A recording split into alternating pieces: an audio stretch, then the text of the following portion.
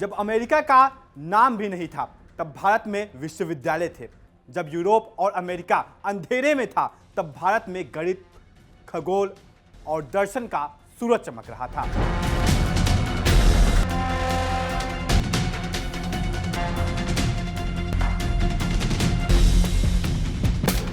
जिस देश की सभ्यता 7000 साल पुरानी हो उसे नरक कहने की हिम्मत, इतिहास गवाह है और आज इतिहास जवाब मांग रहा है।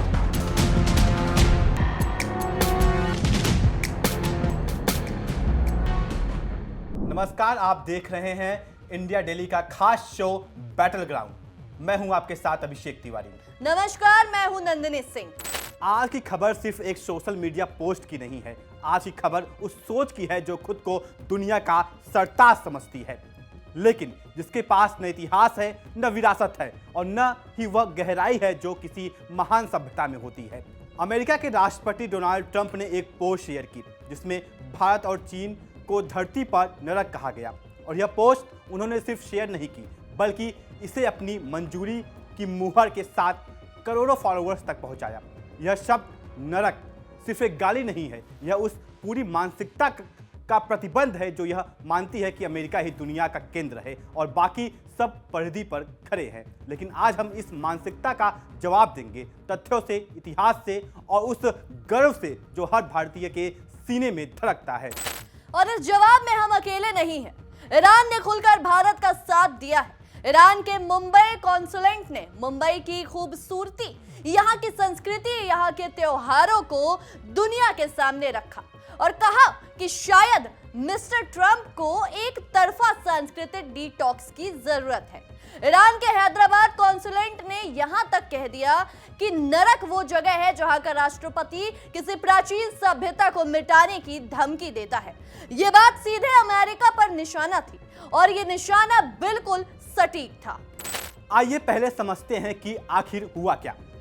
अमेरिकी राष्ट्रपति ट्रंप ने रूढ़िवादी लेखक और रेडियो होस्ट माइकल सैवेज का एक बयान अपने सोशल मीडिया पर शेयर किया। उस बयान में सैवेज ने लिखा था, यहाँ एक बच्चा तुरंत नागरिक बन जाता है और फिर वे पूरे परिवार को चीन या भारत या दुनिया की किसी और नरक से ले आते हैं। यह बयान जन्मसिद्ध नागरिकता के विरोध में था, लेकिन इस बयान में जो जहर था वो सिर्फ नीति का नहीं था, वह नफरत का जहर था, वह नस्लवाद का जहर था। उस बयान में भारत को, उस देश को जिसने दुनिया को शून्य दिया, जिसने दुनिया को योग दिया, जिसने दुनिया को आयुर्वेद दिया, नरक कहा गया। यह सुनकर हर भारतीय का खून खौल उठा और खौलना भी चाहिए। लेकिन इस पूरे प्रकरण में सबसे बड़ी विडंबना यह है कि जिस अमेरिका के राष्ट्रपति ने भारत को नरक कहा, उसी अमेरिका के सिलिकॉन वैली में भारतीयों ने अपने दम पर साम्राज्य खड़े किए। गूगल के मुख्य कार्यकारी अधिकारी सुंदर पिचाई भारतीय मूल के हैं। माइक्रोसॉफ्ट के मुख्य कार्यकारी अधिकारी सत्या नडेला भारतीय मूल के हैं। एडोबी, IBM, नाइकी, इन तमाम बड़ी अमेरिकी कंपनियों की बागडोर भारतीयों के हाथ में है। तो अगर भारत नरक है तो उस नरक से आए लोगों ने ही अमेरिका को तकनीक की दुनिया का सरताज बनाया है। यही सच्चाई कितनी असुविधाजनक है ट्रंप के लिए, यह सोचने वाली बात है। बिल्कुल सही कहा नंदिनी आपने। अब जरा इतिहास के पन्ने पलटते हैं। जब भारत में नालंदा और तक्षशिला जैसे विश्वविद्यालय थे जहां दुनिया भर से विद्यार्थी पढ़ने आते थे, तब अमेरिका का अस्तित्व भी नहीं था। जब भारत में आर्यभट्ट ने शून्य का खोज की, जब ब्रह्मगुप्त ने बीज गणित की नींव रखी, जब चरक और सुश्रुत ने चिकित्सा विज्ञान को नई ऊंचाइयां दी, तब अमेरिका के महाद्वीप पर यूरोपीय कदम भी नहीं पड़े थे। भारतीय सभ्यता कम से कम 7000 साल पुरानी है। सिंधु घाटी की सभ्यता उस दौर की है जब दुनिया की अधिकांश जातियां जंगलों में भटक रही थी और अमेरिका को स्वतंत्रता मिली सन 1876 में, यानी महज 250 साल पहले। एक ऐसा देश जो 250 साल पहले बना, वह 7000 साल पुरानी सभ्यता को नरक कह रहा है। यह हास्यास्पद है, यह दुखद है और यह अज्ञानता का पराकाष्ठा है। जी बिल्कुल, और यह अज्ञानता सिर्फ ट्रंप की नहीं है, यह उस पूरी सोच की अज्ञानता है जो मानती है कि अमेरिका ने दुनिया को सब कुछ दिया। लेकिन सच यह है कि जो गणित अमेरिका के बच्चे स्कूल में पढ़ते हैं वो भारत से आया है। जो दर्शन पश्चिम के विश्वविद्यालयों में पढ़ाया जाता है उसकी जड़ें भारत की उपनिषद परंपरा में है। जो योग आज अमेरिका के हर शहर में सिखाया जाता है वो भारत की देन है। जो आध्यात्मिकता की तलाश में अमेरिका युवा भारत आते हैं वो इस देश की महानता का प्रमाण है। भारत देने वाला देश है और अमेरिका लेने वाला देश, यह फर्क याद रखना जरूरी है। जी बिल्कुल। अब बात करते हैं ईरान की प्रतिक्रिया की। यह बेहद महत्वपूर्ण है। ईरान और भारत के बीच रिश्ते सदियों पुराने हैं। दोनों देश प्राचीन सभ्यताओं के वारिस हैं और जब ट्रंप ने भारत को नरक कहा तो ईरान ने तुरंत भारत का साथ दिया। ईरान के मुंबई कॉन्सुलेट ने मुंबई के गणेश उत्सव का वीडियो शेयर किया, उस शहर की रंगीनी को दुनिया के सामने रखा। उन्होंने लिखा कि शायद ट्रंप को एक सांस्कृतिक डिटॉक्स की जरूरत है। यह व्यंग्य नहीं था, यह एक सभ्य देश की तरफ से एक असभ्य बयान का करारा जवाब था। हैदराबाद के ईरानी कॉन्सुलेट ने तो और भी सीधे शब्दों में कहा जब उन्होंने चाय और बन मस्का वड़ा पाव और पाव भाजी का जिक्र किया। यह सिर्फ खाने की बात नहीं थी, यह एक सभ्यता की समृद्धि का बयान था। यह कह रहे थे कि जिस देश की सांस्कृतिक इतिहास रंगीन है, इतनी गहरी है, उसे नरक कहने वाला खुद नहीं जानता कि वह क्या खो रहा है। जी बिल्कुल। और ईरानी कॉन्सुलेट की सबसे तीखी बात यही थी। नरक वो जगह है जहां का राष्ट्रपति किसी प्राचीन सभ्यता को मिटाने की धमकी देता है। ये एक ऐसा वाक्य है जो इतिहास में दर्ज होगा क्योंकि इसमें सच्चाई है। अमेरिका ने दुनिया भर में युद्ध किए। अमेरिका ने इराक को तबाह किया, अफगानिस्तान को तबाह किया, लीबिया को तबाह किया और अब ईरान को धमकी दी जा रही है। ये कौन सी सभ्यता है? ये कौन सा मूल्य बोध है जो देश हथियारों के बल पर दुनिया को नियंत्रित करना चाहता है? वो किसी प्राचीन और गौरवशाली सभ्यता को नरक कहने का अधिकार नहीं रखता। अब बात करते हैं भारतीय विदेश मंत्रालय की प्रतिक्रिया की। विदेश मंत्रालय के प्रवक्ता रणधीर जायसवाल ने कहा कि यह टिप्पणियां स्पष्ट रूप से बिना जानकारी और अनुचित है। उन्होंने कहा कि यह भारत अमेरिका संबंधों की असलियत को नहीं दर्शाती। यह बयान जरूरी था लेकिन विपक्षी कांग्रेस पार्टी ने इसे बेहद कमजोर बताया। और सच में जब किसी देश के राष्ट्रपति आपकी सभ्यता को नरक कहें तो इससे कड़ी प्रतिक्रिया अपेक्षित होती है। भारत एक ऐसा देश नहीं है जो किसी भी दबाव में झुक जाए। भारत वो देश है जिसने हमेशा अपनी आत्मसम्मान की रक्षा की है और इस मामले में भी सरकार को उसी दृढ़ता के साथ खड़ा होना चाहिए। इस पूरे मामले में अमेरिकी दूतावास की प्रतिक्रिया भी देखने लायक है। नुकसान संभालने की कोशिश में अमेरिकी दूतावास के प्रवक्ता ने कहा कि राष्ट्रपति ने कहा है कि भारत एक महान देश है, लेकिन यह नहीं बताया कि यह बात कब और कहां कही गई। यानी यह सफाई भी अधूरी थी। यह उस तरह की माफी है जो माफी नहीं होती। यह उस तरह का खेद है जो खेद नहीं होता। भारत के लोग इतने समझदार हैं कि वो इस खोखली कूटनीति को पहचान सकते हैं और यही कारण है कि पूरे देश में इस बयान के खिलाफ गुस्से की लहर है। जी बिल्कुल। अब जरा अमेरिका के अंदर की आवाजें सुनते हैं। कैलिफोर्निया से डेमोक्रेटिक सांसद रो खन्ना ने अमेरिका के उपराष्ट्रपति जेडी वेंस को सीधे टैग करते हुए पूछा, क्या आप भी मानते हैं कि भारत एक नरक है? क्या आप भी मानते हैं कि भारत और चीनी प्रवासी अमेरिका को कमतर करते हैं? यह सवाल बेहद महत्वपूर्ण था क्योंकि जेडी वेंस की पत्नी उषा वेंस भारतीय मूल की है। तो क्या वेंस के लिए यह स्वीकार करना आसान होगा कि उनकी पत्नी का देश नरक है? यह वह सवाल है जिसका जवाब वेंस ने नहीं दिया क्योंकि इस सवाल का कोई जवाब नहीं है सिवाय इसके कि यह बयान गलत था, नस्लवादी था और अस्वीकार्य था। जी बिल्कुल। और ये भी सोचिए, अमेरिका में लाखों भारतीय हैं। वो डॉक्टर हैं, इंजीनियर हैं, वैज्ञानिक हैं, उद्यमी हैं। उन्होंने अमेरिका की अर्थव्यवस्था को, अमेरिका की तकनीकी प्रगति को, अमेरिका की स्वास्थ्य सेवाओं को अपने परिश्रम से सींचा है। कोरोना महामारी के दौरान अमेरिका के अस्पतालों में जो डॉक्टर मरीजों की जान बचाने के लिए दिन रात काम कर रहे थे, उनमें से एक बड़ी संख्या भारतीय मूल के डॉक्टरों की थी।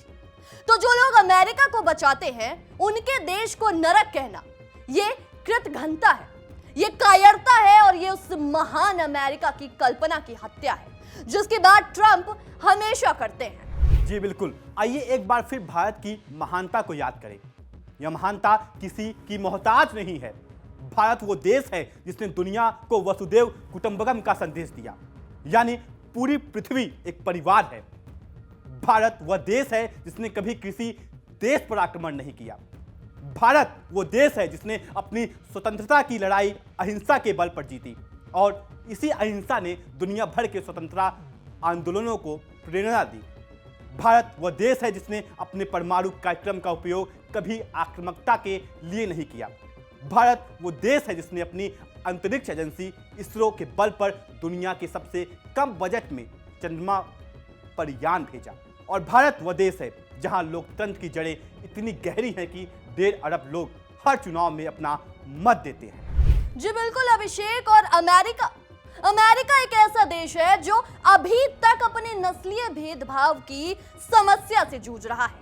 अमेरिका वो देश है जहां हर साल बंदूक हिंसा में हजारों लोग मारे जाते हैं। अमेरिका वो देश है जहां स्वास्थ्य सेवाएं इतनी महंगी है कि आम नागरिक अस्पताल जाने से डरता है। अमेरिका वही देश है जहां बेघरों की संख्या हर साल बढ़ रही है। और अमेरिका वो देश है जिसके राष्ट्रपति दूसरे देशों को नरक कहते हैं, शायद इसीलिए कि उन्हें अपने घर की समस्याओं का समाधान नहीं पता। कहते हैं जिसके घर में अंधेरा हो वही दूसरों के घर में दोष निकालता है, और ट्रंप का भी फिलहाल वही हाल है। जी, अब सिलिकॉन वैली की बात करते हैं, जो इस पूरी बहस का सबसे बड़ा जवाब है। सिलिकॉन वैली जो अमेरिका की तकनीकी महाशक्ति का प्रतीक है, वहां भारतीयों का दबदबा किसी से छिपा नहीं है। सुंदर पिचाई जो तमिलनाडु के एक साधारण परिवार से आते हैं, आज दुनिया की सबसे बड़ी तकनीकी कंपनी गूगल के मुखिया हैं। सत्या नदेला जो हैदराबाद से आते हैं, आज माइक्रोसॉफ्ट को नई ऊंचाइयों पर ले जा रहे हैं। और यह सिर्फ इन्हीं 2 नामों तक सीमित नहीं है। अमेरिका की तकनीकी कंपनियों में, शोध संस्थानों में, विश्वविद्यालयों में, हर जगह भारतीय मेघा का परचम लहरा रहा है। अगर एक झटके में सभी भारतीय अमेरिकी छोड़ दें तो अमेरिका की तकनीकी व्यवस्था चरमरा जाएगी। यह अतिशयोक्ति नहीं है, यह एक कठोर सच्चाई है। और ये भी याद रखिए कि ये भारतीय प्रवासी किसी दया पर नहीं गए हैं, वो अपनी मेधा के बल पर गए हैं, वो अपनी मेहनत के बल पर गए हैं। उन्होंने अमेरिका में जाकर न सिर्फ अपना भविष्य बनाया बल्कि उस देश का भविष्य भी बनाया जिसने उन्हें अपनाया है। और आज उसी देश का राष्ट्रपति उनके मूल देश को नरक कहता है। यह कृतज्ञता की कोई सीमा नहीं है। यह उस पूरी मेहनत का अपमान है जो लाखों भारतीयों ने अमेरिका में की है। यह उन सपनों का अपमान है जो उन्होंने अमेरिकी धरती पर साकार किए। जी, इस पूरे प्रकरण में एक और बात समझनी जरूरी है। जब कोई किसी देश को नरक कहता है तो वह सिर्फ उस देश की आलोचना नहीं करता, वह वहां के अरबों लोगों का अपमान करता है। वह वहां की माताओं का, बच्चों का, किसानों का, वैज्ञानिकों का, कलाकारों का अपमान करता है। भारत में 1.5 अरब से ज्यादा लोग रहते हैं। इनमें से हर एक इंसान किसी की मां है, किसी का बेटा है, किसी का भाई है। जब ट्रंप ने भारत को नरक कहने वाली पोस्ट शेयर की तो उन्होंने इन सभी लोगों का अपमान किया और भारत के लोग इसे भूलेंगे नहीं। जी बिल्कुल, और जो देश खुद महान होने का दावा करता है, खुद महान होने का नाटक करता है, उसे समझना चाहिए कि महानता विरासत में नहीं मिलती, महानता इतिहास से बनती है। और भारत का इतिहास हजारों साल का है। रामायण और महाभारत जब लिखे गए तब अमेरिका का नक्शे पर नाम भी नहीं था। गीता का उपदेश जब दिया गया तब अमेरिकी महाद्वीप यूरोपीय लोगों की अज्ञात नहीं थी। बुद्ध का संदेश जब पूरी दुनिया में फैला तब अमेरिका का कोई अस्तित्व नहीं था। यह वो सभ्यता है जिसे नरक कहा गया, और ये वो नई नवेली सभ्यता है जो ये कह रही है। जी, अब बात करते हैं आगे के रास्ते की। भारत को इस अपमान का जवाब देना होगा, और वह जवाब सिर्फ बयानों में नहीं बल्कि अपनी नीतियों में भी होने चाहिए। भारत एक उभरती हुई महाशक्ति है। भारत की अर्थव्यवस्था दुनिया की 5वीं सबसे बड़ी अर्थव्यवस्था है और जल्द ही 3री सबसे बड़ी बनने की राह पर है। भारत के पास परमाणु शक्ति है, अंतरिक्ष कार्यक्रम है और एक युवा तथा प्रतिभाशाली आबादी है जो इस देश को नई ऊंचाइयों पर ले जाने के लिए तैयार है। भारत किसी का मोहताज नहीं है। भारत को अपने संबंध, अपनी शर्तों पर स्थापित करने का पूरा अधिकार है। जो देश भारत का अपमान करे उनसे संबंध बनाए रखने की भी कोई बाध्यता नहीं है। और ये भी सोचिए, जो देश आज भारत को नरक कह रहा है, कल वही देश भारत के बाजारों में अपने उत्पाद बेचने आता है। वही देश भारत के साथ व्यापार समझौते करना चाहता है। वही देश भारत की युवा आबादी को अपनी कंपनियों में काम पर रखना चाहता है। ये दोहरापन क्या है? ये वो मानसिकता है जो दूसरों को कमतर समझती है, लेकिन उनकी जरूरत भी महसूस करती है। ये औपनिवेशिक सोच है। ये वही सोच है जो कभी भारत पर राज करने वाले अंग्रेजों की थी, और भारत ने उस सोच को जवाब एक बार दिया था और आज फिर देने की ताकत रखता है। आज की इस पूरी बहस का एक और पहलू है जो शायद सबसे महत्वपूर्ण है। जब दुनिया के किसी भी कोने में भारत का अपमान होता है तो पूरा भारत एकजुट होता है। यही इसी देश की ताकत है। राजनीतिक दल अलग हो सकते हैं, विचारधाराएं अलग हो सकती हैं, लेकिन जब देश के सम्मान की बात आती है तो हर भारतीय एक होता है। और इस बार भी यही हुआ। कांग्रेस ने सरकार की प्रतिक्रिया की आलोचना की, लेकिन ट्रंप के बयान की भी निंदा की। विशेषज्ञों ने इसे नस्लवाद कहा। आम जनता ने सोशल मीडिया पर अपना गुस्सा जाहिर किया, और एकता भारत की सबसे बड़ी ताकत है। और अंत में ईरान का शुक्रिया। ईरान ने जो किया वो एक सच्चे मित्र का काम था। जब कोई आपके दोस्त का अपमान करे और आप उसके लिए खड़े हो तो वही दोस्ती है। ईरान ने न सिर्फ भारत का समर्थन किया, बल्कि उसने अमेरिका की उस मानसिकता पर भी करारा प्रहार किया जो सोचती है कि शक्ति ही सब कुछ है। प्राचीन सभ्यताएं जानती है कि शक्ति के साथ साथ संस्कृति, सम्मान और इतिहास भी बहुत जरूरी है, और इस मामले में भारत और ईरान दोनों के पास ये सब है। अमेरिका के पास सिर्फ ताकत है, और ताकत हमेशा टिकाऊ नहीं होती। जी बिल्कुल। तो निष्कर्ष क्या है? निष्कर्ष यह है कि भारत को किसी के प्रमाण पत्र की जरूरत नहीं है। भारत की महानता को किसी की मान्यता की जरूरत नहीं है। जिस देश ने दुनिया को सभ्यता सिखाई, वह देश किसी नवसिखिए की राय का मोहताज नहीं है। भारत अपने रास्ते पर चलता रहेगा, भारत अपनी प्रगति करता रहेगा। और जो लोग आज भारत को नरक कह रहे हैं, वो कल भारत से हाथ मिलाने की विनती करेंगे, क्योंकि इतिहास ऐसे ही होता है और इतिहास हमेशा सच का साथ देता है। बहरहाल हमारे इस खास विश्लेषण में इतना ही। आपकी इस विषय में क्या कुछ राय है, हमें कमेंट्स में जरूर साझा करें। तब तक के लिए देखते रहिए इंडिया डेली और हमारा खास शो बैटल ग्राउंड। देखिए इंडिया डेली 24/7 अब आपके स्मार्ट टीवी पर। इंडिया डेली मौजूद है सभी डिजिटल प्लेटफॉर्म पर लाइव और लगातार। इंडिया डेली 24/7 हर दिन राष्ट्र को समर्पित।